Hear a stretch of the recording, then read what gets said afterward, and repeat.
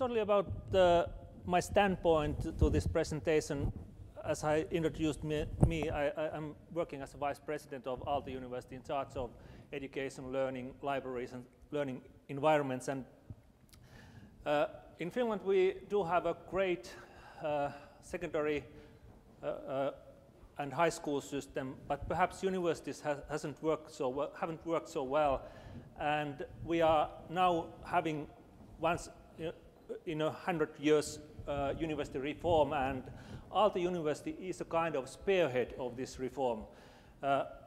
We were allowed to become foundation-based university. We still got main funding from state, but we can collect money from companies, and we succeed quite well with that.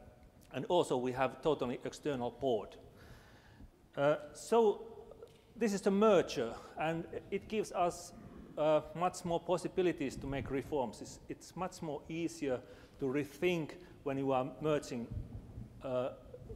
units together. The thing we have faced immediately is what is the future we want to build. And it's quite easy to discuss that how is Helsinki looking like after 100 years, or New York or Austin. It's something which is not facing my reality. It's nice to imagine, but actually not in my personal experience. By the way, there are some images of these mentioned cities 100 years ago. So they were looking like that.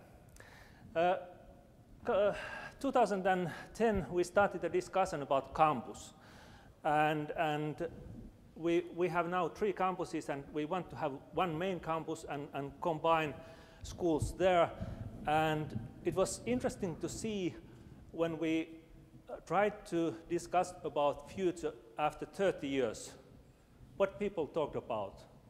What is the distance to the new campus from my home? Which bus I should take, or what kind of room I will get? It was very difficult to live your present and try to imagine the future. It was same with degree programs. What are the future scenarios behind the programs? No, we don't know about the future. It's impossible to say.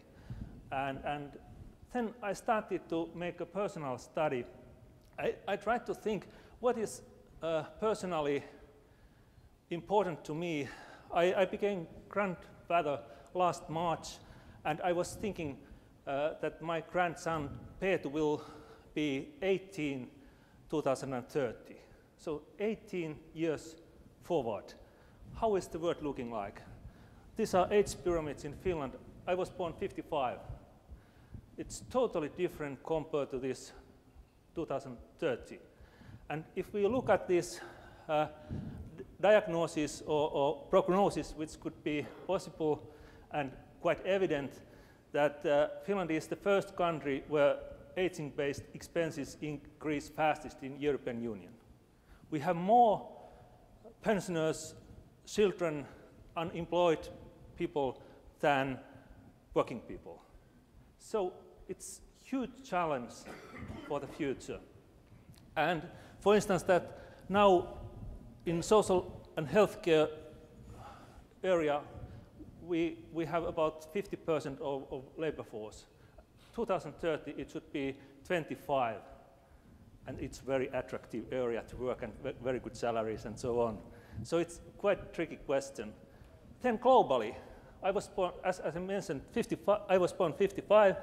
Then we were 2.7 billion people, and during my lifetime it has nearly tripled, and I'm not dead yet. So it's amazing, and there will be big challenges related to safety, food, climate, water, and so on. And 2030 will be about 80 billion. 2011, the increase was 78 million. The same number of people as in Germany.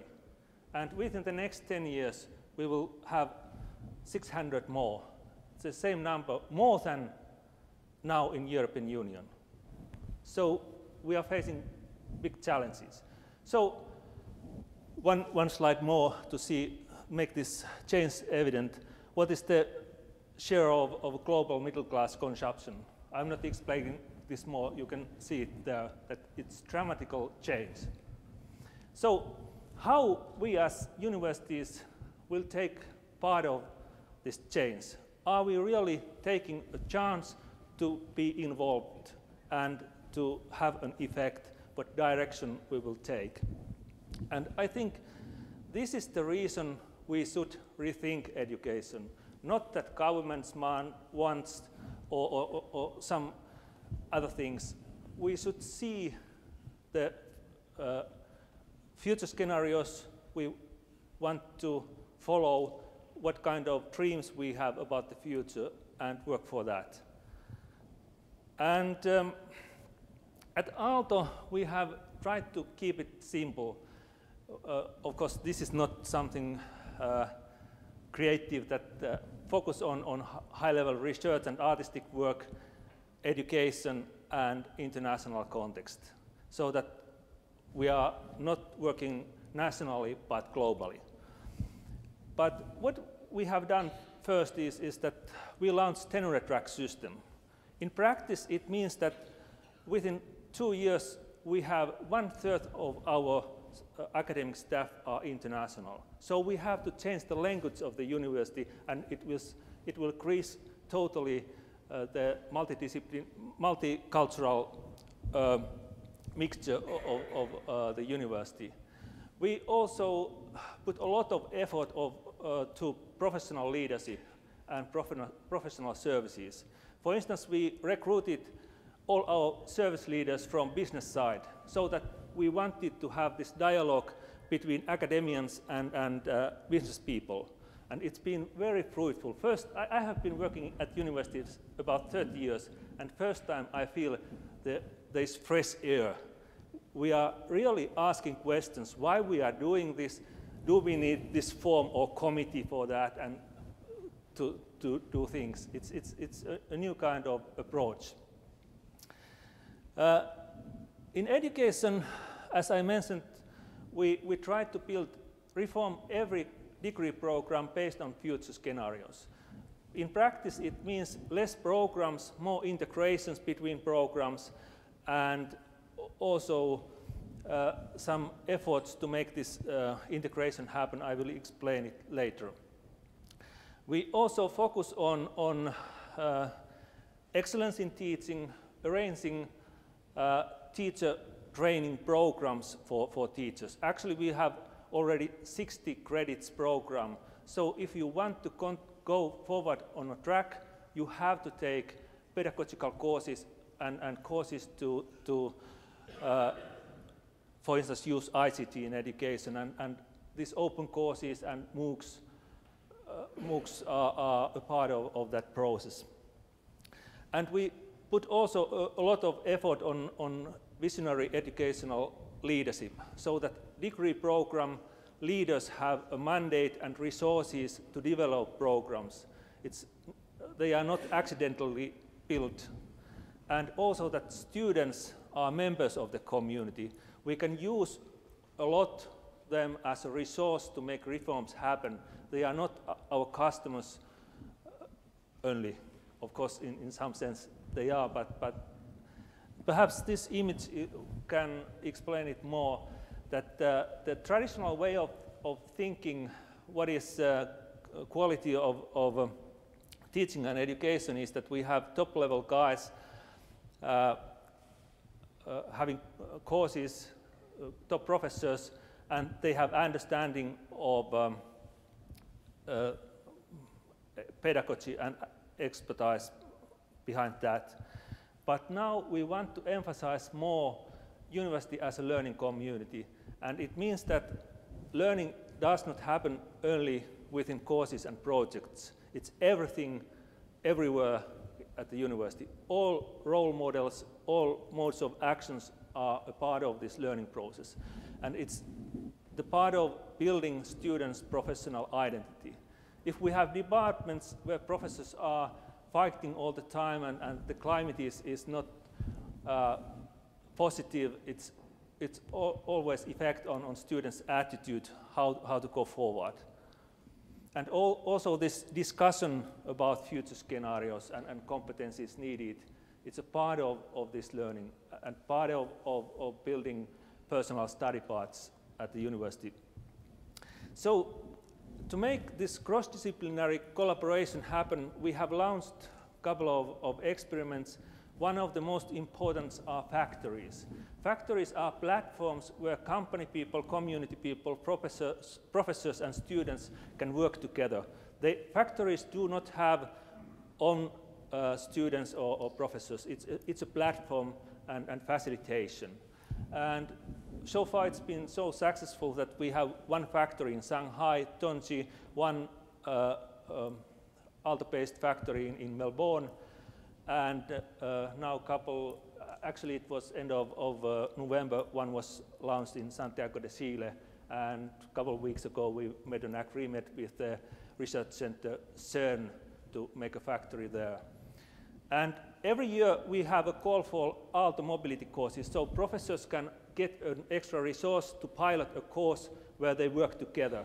We have launched 2 master programs based on the same idea that professors should work together from different areas, art, design, and business. And also we have now building an integrated bachelor program integrating these areas. It's not blending everything, but having this team model. So there is a deep expertise, but also understanding of different areas. So the thing we have put emphasis on is that students should be taken seriously. We should trust on students, give them freedom, perhaps some extra support, and through that they can respond. These are images from Design Factory spaces, and we are really trying to make the change of how learning happens. And here are some philosophical principles of factories, and this demo or die, build on others' ideas, or communicate your ideas. These are the key things to promote the factory concept. Coming back to students' role, one of the interesting things what happened just in the beginning of Aalto, students realized it more easily than professors that to collaborate is the way to find new doors. And already 2010, spring 2010, they organized Aalto on Tracks event. They rented a train, private train, and went through Russia to Shanghai. Actually, they called to the head of Russian railway and asked that, can we get a private train? Of course, they had network connections to do that, but they did it, and it didn't cost university only the salaries of those professors who were involved. Students collected all resources for that. And last year, they organized Aalto on Waves. They took over 100 students and several professors from Finland and Brazil from Lisbon to Sao Paulo. And it was totally organized by students. And these examples are important signals that, okay, we can learn in different ways and organize courses also on ship, on train. And for instance, related to this train trip, I was asked to organize an exam on train. And the first thing I heard from administration was, no way, this is not possible. But my question was that, okay, perhaps you say that, but say an answer to me how it's possible. And we did 4 exams on train. And one thing which has risen up from students' perspective is entrepreneurial spirit.